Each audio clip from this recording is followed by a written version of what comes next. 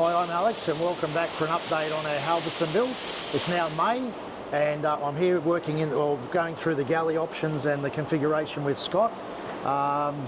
What I want to do is give you an idea of what we've had to change because of some of what we spoke about earlier. Now Scott had a couple of questions first. Oh, this is for the Korean top. Yep. You want a Korean there with the upstand there for a 10mm lip for water. And we'll return it round so when you look up here it's just Korean. Yep. And we'll just keep it to 50 so it matches all the rest of the boat. I think so. I like to keep everything standard. So again, it keeps with the theme of the vessel, and I think if we've got to downsize it to 50mm, it'll be fine, yeah. Cool. Yep. So we'll go with that and make it look the same as all the rest of it. Okay? Cool. Carry on with that then. No worries.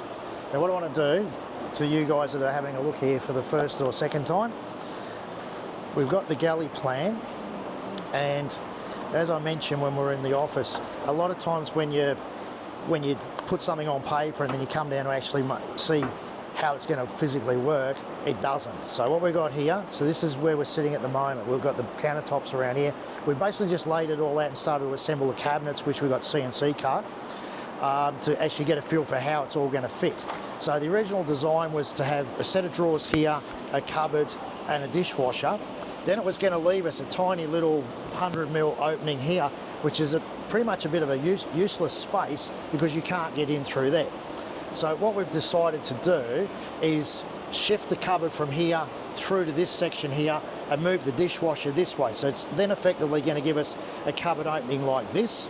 The other advantage is that we have a ventilation system for the engine room, and that comes into here as well. So we've got to have a bulkhead here, and we'll be able to have our vents and everything through here, which are going to have their own little area, and it's not going to encroach into the cupboard space.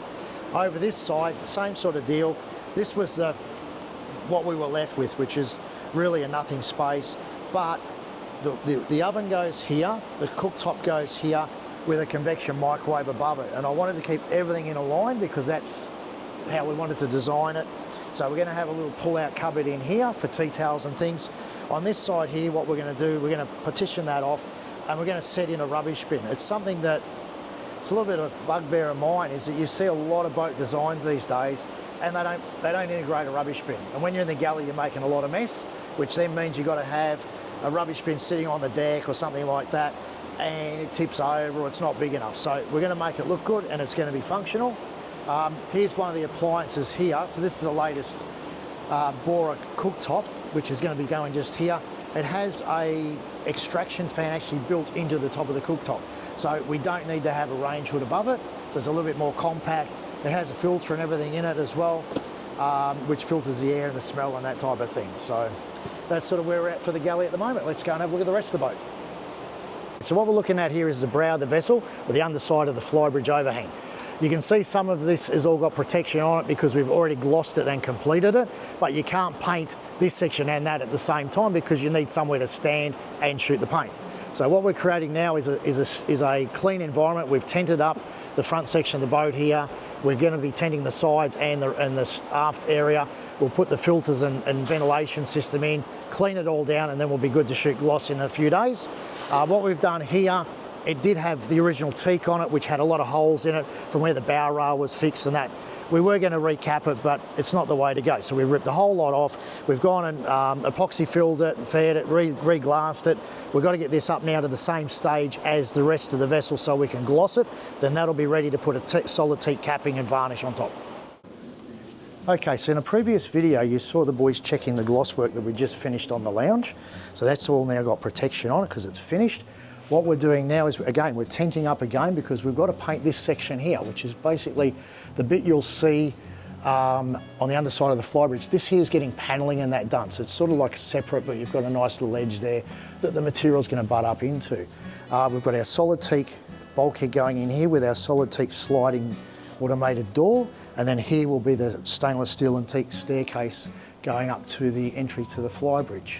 The other thing that we've done is we're going to put compression posts here. So we extended the flybridge, we need to reinforce this. So we put pads on the ground and we've had to change this section here and reinforce it to take up a nice big 3-inch polished stainless steel post. So this is a galley area that you would have seen in some of the earlier slides and what we were talking about downstairs. So downstairs, we've laid out basically the orientation of where the countertops and cupboards are going to go. The engines had to come out through here, so it sort of was a delay in how soon we could start to do this area because we needed to get the engines in, the gen sets in, all the heavy stuff into the engine room because there was a big hole here. So now we've filled all that in. We're in the process, we're going to laminate this and we're going to level it because it's got a little bit of a whoop in it. What you can see over here is the back end of where the water tank filler and breather is going to be. And this big hole here is where our filtered air vent goes for the engine room, and then the ducting goes down underneath here. So what I mentioned earlier about that cabinetry in the galley sort of partitioned off, that's going to allow us the space we need to have the air vent system here going down in the engine room. Then we've got our sinks and the cupboard starts from there and goes across the side of the vessel. So in essence, we've cleaned this up now. We've got to start preparing this. Scotty's doing the rest of it downstairs, and then we'll bring it up and start to put it in place. What you're looking at here is a time lapse of the install of bulky items such as the washer dryer, the 2 Kohler genset power units and the 2 Scania motors. In earlier videos you'll have noticed we had to cut a hole in the top deck and the kitchen level to be able to get access to the machinery area to remove all of the old equipment. Having these access holes then necessitated focusing on getting the engine room ready to take the install of the new power units, and this was done many months ago. So here we are in the owner's cabin, a little bit different to last time you saw it. We've given it a clean, but other than that, you'll see all the plastic everywhere. So what's happening now is we've preparing the window boxes for gloss paint. Well, not gloss yet, but they're going to be gloss. So this section I mentioned when we went through the drawings was going to have all paneling through here. We decided we're going to change that. So the plan is we've got a stainless steel window in here. This is going to be done eventually in a gloss white, which will be eggshell white. So it's a bit of a cream colour. That ties in pretty close to the vinyl trim that we're using, so that way everything sort of looks the same. This will have the timber planking down here, which will be in a high gloss silky oak, and then we've talked about the furniture before.